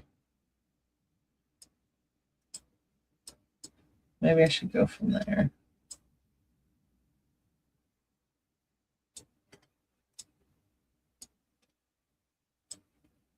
Okay, it's down here. Where's Park Road? I can't really read this map. I was hoping I would recognize stuff because I just was hoping. That's it. Park Road. Nope. You're in luck. See, I love it when a plan comes together. So this is Park Road Substation, which is in violation. So we accidentally found this the other day while I was live on the Heads Up thing, doing an investigation into that bad boy right there, which doesn't even have the right name on it, right? So then I was like, well, how does that Nestle line go? And we just saw that this was in violation. And then I gotta click on. So this pops up the facility report. And so Izzy's out there. She's like a couple blocks away from this location. And then they're having like a major flooding out there. And then Park Road itself, Destiny Harney, the Harneys are out there on Park Road. Nobody's going out there to check on them. And I'm like, bro, I filed another item complaint. I have filed several item complaints this week and EPA complaints. So yes, when I feel like it's a high priority violation because the environment is contaminated for whatever reason. This one's a CAA, which is a Clean Air Act violation. So that's a smell. So the fact that they got a really nasty air quality out there tells me that there's something going down that line too. Like what's coming down that line that's causing that smell. And the guy tried to tell me it was like some type of manure or something with the tree farm. I'm telling you, no, I'm sorry, guy. I'd like to know who he was. I'd never seen him before, but he said he was a supervisor at the water department. So one day I'll figure it out. Okay, I went too far. It was right in there, right there. Okay. These blue lines, this is the 3-year report compliance history. You go down here. Oh, that's the bottom one right there. High priority, unaddressed state. So that concerns me, Anderson. City of Anderson. And then Izzy and Park Road are down there. Izzy's house. I don't think she showed any of her stuff, but I mean, she's dealing with her property flooding and a smell out there. What's causing it? And that's not even in the actual floodplain that everybody's been looking at, right? That's down here. And a lot of the properties that were hit, let me see if I can put this up. We're right in the,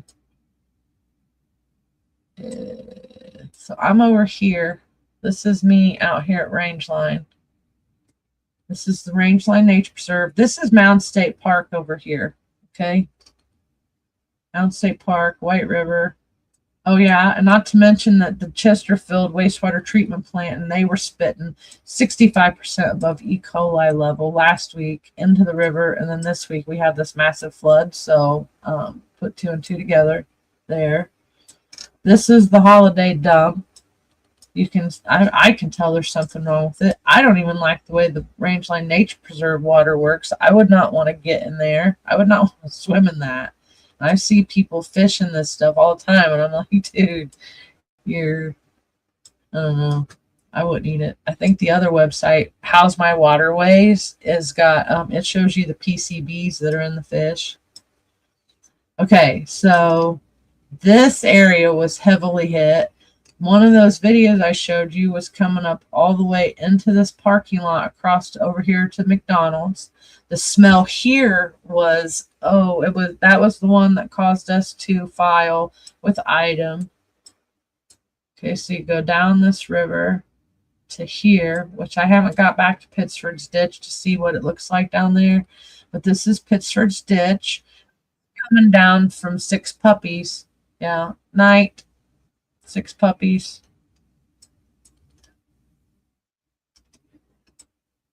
So she's got the Pittsford's Ditch stuff issues over in her area. And they just said that plume number 4 was in this area over here, right? We just talked about that with the Anderson Redevelopment Commission. It's like, I don't know. That just flips me out. And then now here we are, flooding. So yeah, so pretty much anything, this flooded, this over in here flooded. Oh, now because of that levee, which I didn't even show those again. I might do that another time, but you can go back and see more of this levee. This totally got flooded. And CSO 16's over here. And then the Derby Downs area. So all this water got pushed into Riverbend. And this area got hit harder. Like, I think this is historically the hardest I've ever seen that hit. Even with the 1913 flood, because that happened in Park Place. This was in a whole different area. Luai Street that she was talking about a minute ago is right here. Wait, no, right here. Right here. Okay, and guess who lives just a block down? Okay, my son's over here. So you want to know why I was yelling at the commissioners? And I do realize that I made it. Oh, I don't do my John Dyer. So I'll do the John Dyer, you guys. I want you to see this crazy dude. Did I already skip it? I might have already skipped it. If I do, I'm just going to close out on the what me and Stephanie May Stennis pulled off. Because Christopher Bilbrey comes on live at 9, and I see he's starting to post. So he's going to be live here in a few minutes. I don't know. There's no telling what he could be talking about tonight. So, I guess you can't see. Okay, you can't see. Let's go on to the next one. So, that is an update from, I'm not even on that page right now. This one, this top one here is an update yesterday. This is the Democrat town hall. This is my little thing. Like, I'm realizing this dude, no, I'll end with that one. So, okay, so I got to give you a little backstory, and I'm going to try to shut up. We decided to go hunt the money, and I think I've already said it once. Stephanie Mason has a live on her page. She went to talk to him, but she didn't get it on record or on like anything like what I just pulled off here. And I'm going to try to fast forward some of this because the sound quality isn't good because I had a camera hidden on me. But she was concerned about packets for people that don't have access to computers or the internet. I'm concerned about the evacuation, and we're wanting to know where the money is being transferred from, where the receipts are, what is their plan with this money, because we got people like Izzy and single moms and disabled citizens. So I need some volunteers tomorrow. We got all these people that need help right now. We don't have time to make a plan down the road for when all these supposed volunteers can come. That's why we're being deployed now. Like, tomorrow, if anybody wants to look at my Facebook, I got an event, a couple events tomorrow, and just reach out to me. Okay, she just sent me something. I'm gonna read that, but I'm gonna play this and just listen to this. How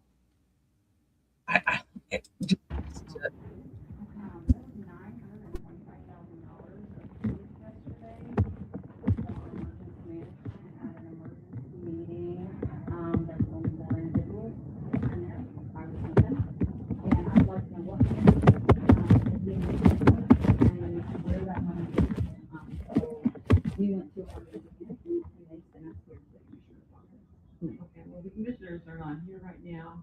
They had their meeting this morning, and they went through a lot of approvals of different ordinances and resolutions that have to do with that.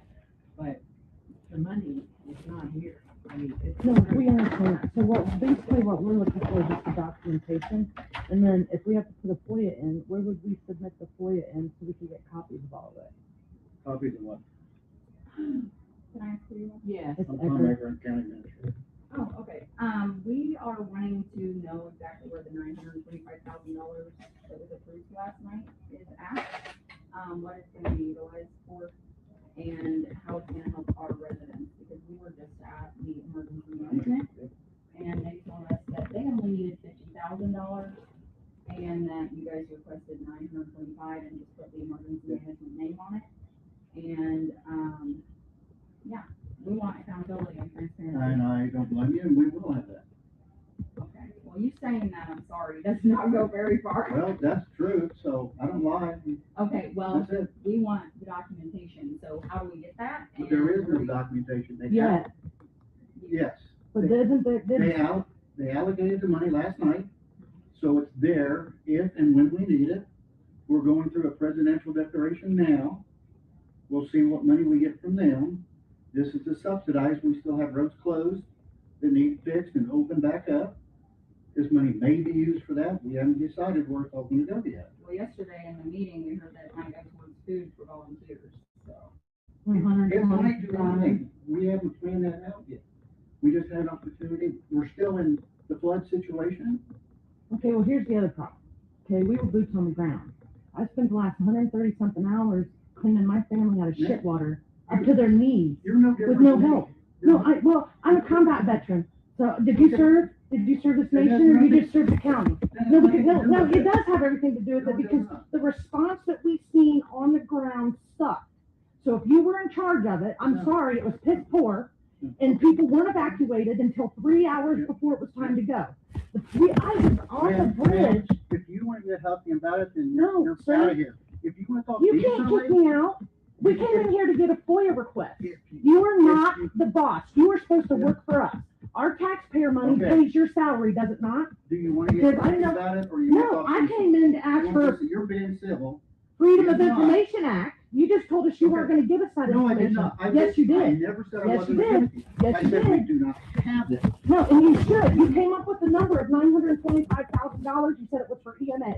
There's $400,000 is down for other services. We know how you spend our money up to this point. So we want to see receipts.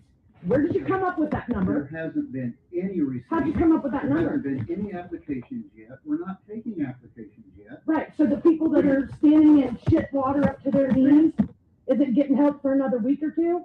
Because I saw the reports where you said don't self-deploy. We had no choice. So either I let my stepdad and my son sit in shit water for the next 7 days, or we do something about it. And obviously, you're not the one to talk to. So we will come back to some meetings. And where do I put my FOIA in? Do I put my FOIA in here, or do I have to go up to a different office? Okay, what's the FOIA? Freedom of Information Act, address. I mean, I'm fine.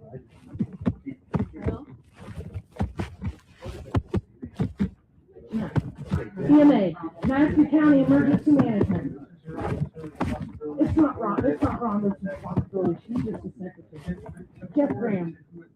That's who I, yeah, so is he in the building, or is it, He was here this morning. I don't know where he is now. okay, so if I wanted to request documents, do I just send it to him? There's not somewhere I can come in here, maybe her?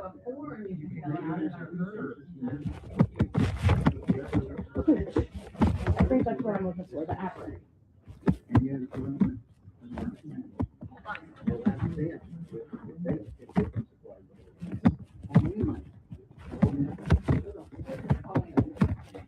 No, I know. Yeah. Bill Township top part of this. No, Tom, don't speak for me. Don't speak for me, I was on the ground. You were on the news. You claim to be EMA on the news, Tom. Here you go.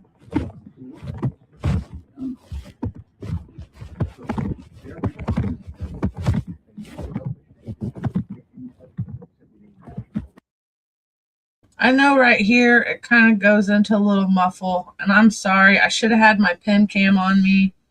I don't know if it would have done any better because I didn't really have. I would have.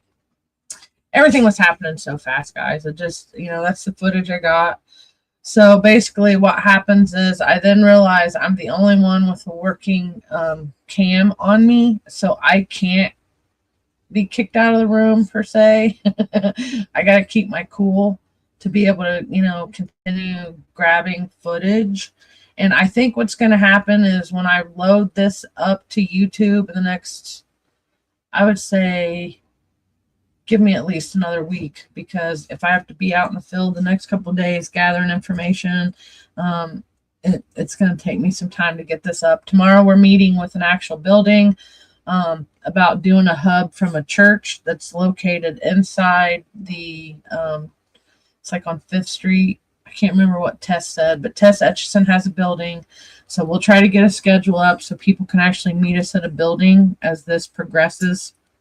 But we just want to make sure that nobody gets left behind. So that's why we're gathering information, and we're going to make a spreadsheet on top of gathering volunteers to help get some of the people out of the moldier type environments. And there's some people that need help like yesterday.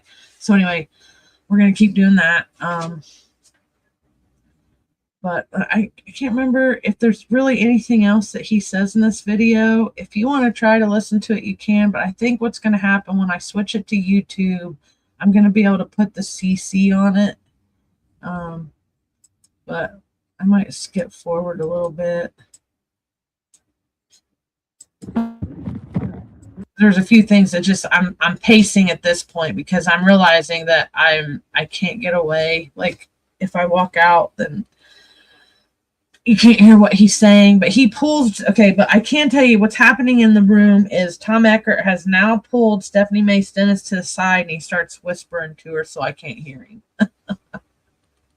And it's like, dude, you just straight up went on the news talking about like he was the spokesperson for the EMA. He didn't say, like, he didn't really introduce himself. I don't know, in that particular clip, but it just didn't rub me right because I saw what happened on the ground. And now we're learning that the EMA director was at a seminar. So this dude's the county administrator. His job is not EMA, and they need to have a backup team for future evacuation responses, in my opinion. And I do have solutions, and those are coming soon too. But let's see what I got for this.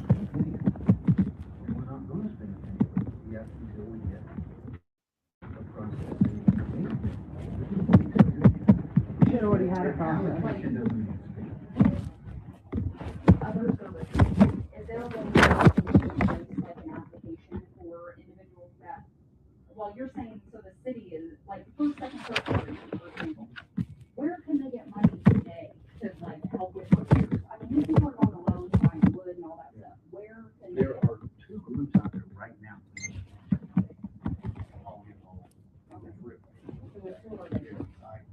Catholic Charity is one of them, and another one. Okay, I get all these organizations are helping now, but what is the county doing with your money and your resources? Not all these other organizations.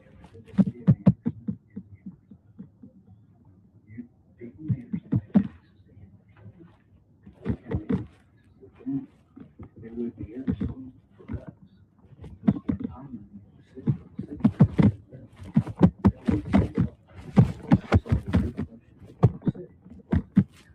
I need to go to the mayor. Me and the mayor don't get along at all. The mayor knows. Yeah, well. Yeah, I mean, it would be, you would be just as mad at me if I spent any amount of money in the city and they didn't spend their money. I get that. I get that. No, actually, we wouldn't. We would be happy that people's houses didn't get ruined. It is illegal to do that. Well, then why do we put you guys in charge? Because we expect you guys to watch out for us like watchmen on the wall. You're in charge of the county's for it too, Tom.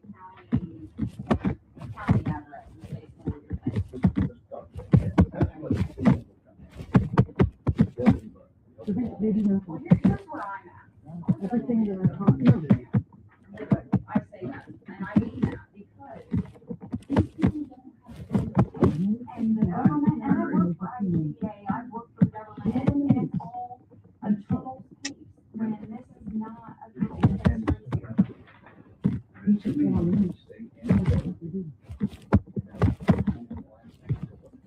Would it be? I'm sorry, I can't.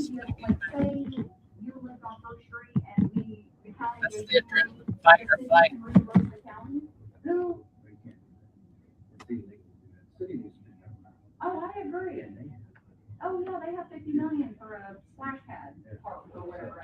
And that 50 million, I think that they should hold off on that splash pad. And I think if they help rebuild the community first, then all of us would be glad to help them build that water park down there.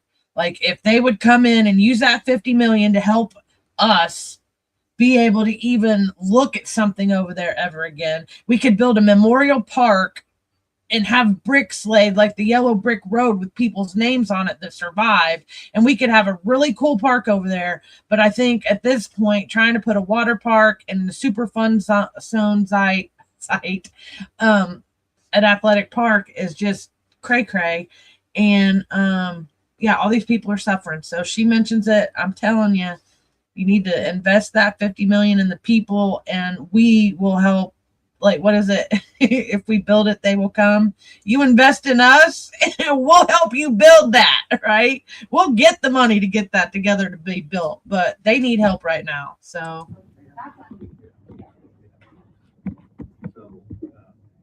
That's what I can tell you right now. We're pushing the state, we're pushing the federal government. Because I'm saying the exact same thing. right. Right. They did. Oh, you're back on. Okay. There's a lot of things I don't like about this whole situation, but. Okay, so we're done. I'm gonna cut it right there because I realize it's getting late. It's 9:05.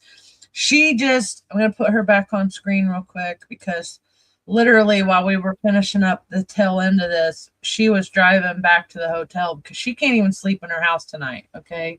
So then that poses a good question. Now we know the flood area that's inside the city, but what about the county folks that are still dealing with the flooding, right? Like, for real? Come on now.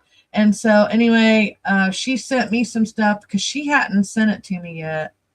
Like, that's what we were talking about. She realized she hadn't sent some of these. So I wanted to end with that my special guest tonight, Izzy Krompack. I don't even know if I said your name. We'll have to teach each other how to say each other's last names. Yep, you covered it. um yeah, so what is this right here, what we're looking at right here? So this is my basement door after the flooding went down a little bit and we are actually able to get some pictures. The stairs going down to my basement are they're in my kitchen. So when the water came up, it flooded all the way up my basement stairs, bringing all that stuff up into my kitchen. And what we're looking at here is my son's room. And this is a residual of the water sitting in our basement for so long without our sump pump working, which we obviously could not get to unless we swam over to it. That all the humidity got trapped in the house. And it started just growing mold rapidly wherever it was able to. We've been told now that we are going to have to take the whole ceiling out in his room, possibly redo those running boards up in the attic. It took shingles off of the house, which led to some leaks. Just bringing water in everywhere, really, and just molding anything and everything that it could get to. These are power cords that got swept out in our basement into the water. Us going through having to completely strip that room. And then what you're seeing in my driveway right here is just a fraction of the stuff that, we took all this out of my son's room, but that's not all the stuff that has to come out. So I just really wanted to touch a little bit on, you see everybody cleaning their whole houses out in town, and that's just, from the dramatic rise of the river, and that's really what swept everything out. But we're looking at the same things on the outskirts of town. So when they put that 600 number out for an estimate, they have to have an estimate account, an idea when it comes to requesting money and stuff like that. I mean, folks out by me, they deserve to be helped too. And if they're not figured into that number, I mean, I really don't think that they plan on helping us out there and that we haven't been figured into that, but we were hit just as hard. So yeah, so she asked me, she brought that up a minute ago, and then that dawned on me that that's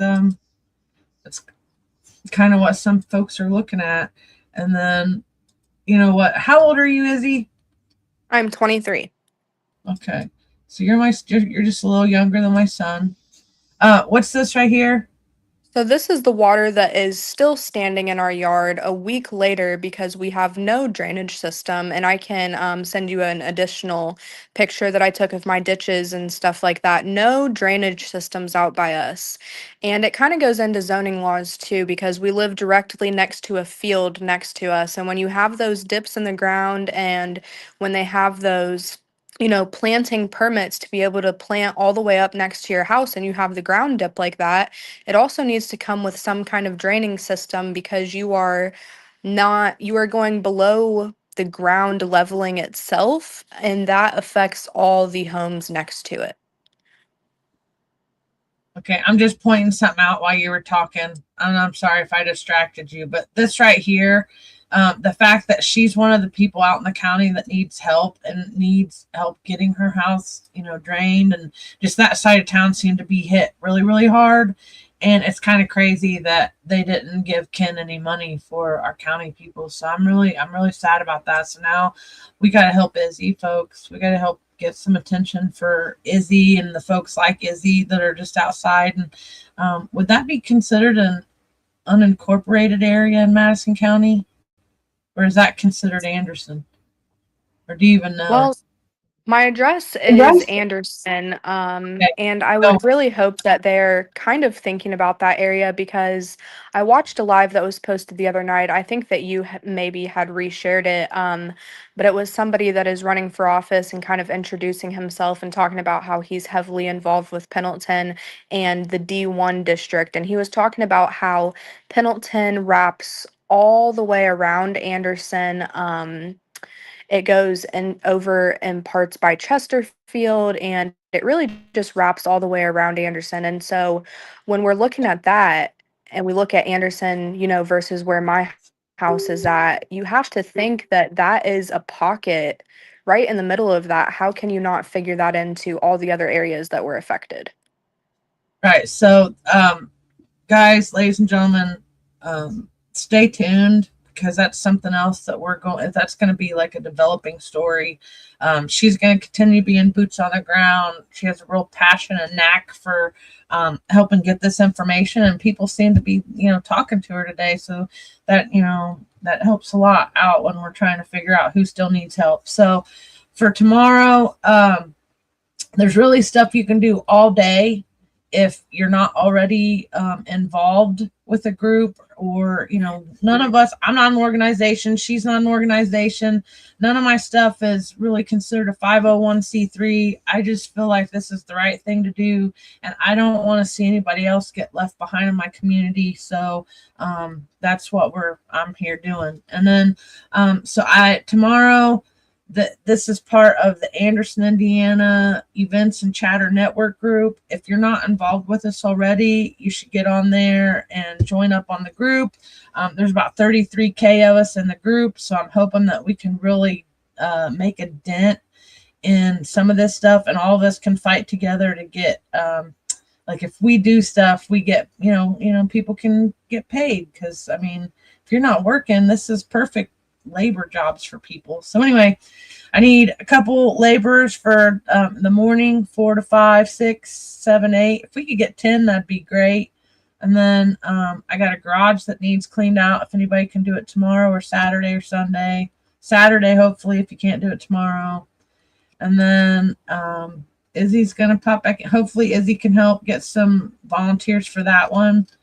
And then she's going to be back over here with me. And this one's going to grow, because I was telling you guys the other day when I was walking down by the Blue Bridge in one of my videos, like me and Jacob Burris have already shut down one park. And so this one lady was offering us her parking lot for tomorrow. And I saw it and I was like, no. So what's the next biggest parking lot? And it was at the Derby Downs Park at Madison Avenue and White River. And I was like, yeah, we're probably going to fill that park tomorrow. So we are going to be at Derby Downs tomorrow starting at 2 p.m. Well, I'll probably be a little early to set up. I'm going to bring my event trailer and a tent, and we'll watch the weather. We'll play it by ear, I guess. I need to think about that too. So far, I saw it was supposed to be kind of sunny, maybe cloudy, but we can do a lot in the parking lot. And there's a lot of room for people to come in. If you got clothes, somebody like backpacks, school supplies, anything that you've been wanting to hand out to people, just bring it down there and you can do it yourself. Hang out for a little bit, hand it to them yourself. Then I do have this, what do you call it? The hold harmless agreements for volunteers, so that, if something happens, you're not suing me or the homeowner that you're helping. That's just kind of the work we're getting ourselves into. Of course, wear long sleeve shirts. Bring your own gloves, because we don't really have any. We can locate some if you need them. But that's for the cleaning part. This hub here is going to be strictly for us networking, connecting, talking to other people, like-minded people, brainstorming some more ideas of other ways that we can reach our community. So, and we'll be at Derby Downs tomorrow. And then Sunday, I think I'm going to try to put a hub in Park Place. I have several friends over there that I'm going to see if they'll let me use their property. I think I have one right there at 8th Street that I can set up a tent at and, start helping people to sign up. just whatever. Just, meet us at the bridges, and we'll go from there. So 2 p.m. to 8 p.m. tomorrow at Derby Downs, and I'll make another flyer for Sunday. But what's Sunday? August, is that the 23rd? So it'll probably be something similar for the 23rd, and really we're going to sign up volunteers, and then we're going to sign up people for all the different the $5,000 grant. We're going to put everybody in a spreadsheet, and we are going to track everyone that has been affected by this, and we're going to make sure that nobody gets left behind. We don't want anybody getting left behind, not one child, not one family, not one grown young adult. We want everybody feeling like they got their needs met through this process. So we're building networks, we're building communities, and a lot of us are putting down our odds against each other and coming together for the greater good of the hood, of our neighborhoods, So Izzy, is there anything else? Oh, her device kept going out on her, so I see she's gone again. But yep. So I hope you guys can come out tomorrow, meet Izzy, meet me, I've tagged so many people in this post. There's no telling who's going to show up. Tammy Alani's, she owns a property right there. The Kinnisons are the ones that said we could use their parking lot at First North Madison Avenue. So I want to give them a shout out, but it's just too small for what some of my kinfolk, my people I grew up with around here, we need big open spaces to fill. So I hope you guys come out, and then I'll be back on for the Veterans Podcast on Saturday if anybody wants to join me for that before we plan our day for what we're going to do Saturday. So anyway, all right guys, thanks for tuning in. I hope you find the information informative and ask questions. Please reach out to me on Facebook. I know I'm on the Mouthwash Talk Show platform. I'm also live streaming from my YouTube channels. And I do have a little outro that I'm going to do. And then, yeah, so if you need anything, just reach out to me. My numbers are all over the place. Let me see. It's not on this one, though. Is it? No, so this one's just meet me there. Let me put my number up here again. If you need something, reach out. And then go check out Christopher Bilbrey in the Political Spotlight. But I do need some people to help with these disabled female veterans tomorrow, if anybody could. So reach out to me.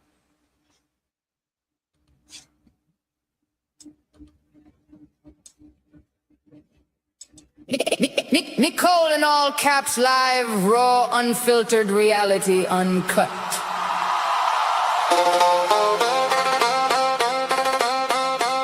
We're not soft-pedaling a thing. We're not here to sugarcoat it.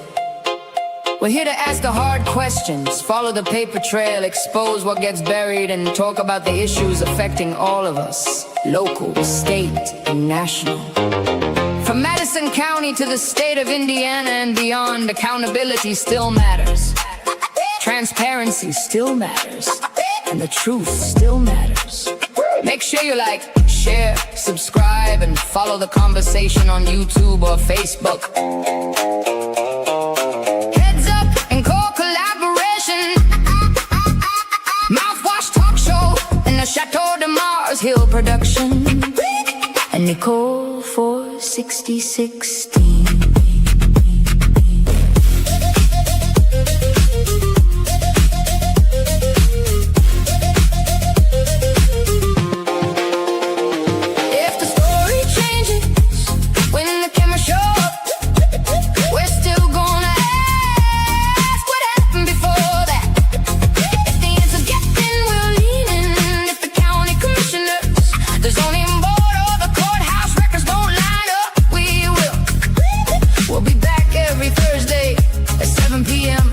Until then, stay loud, stay informed, and don't let anyone tell you your voice doesn't matter.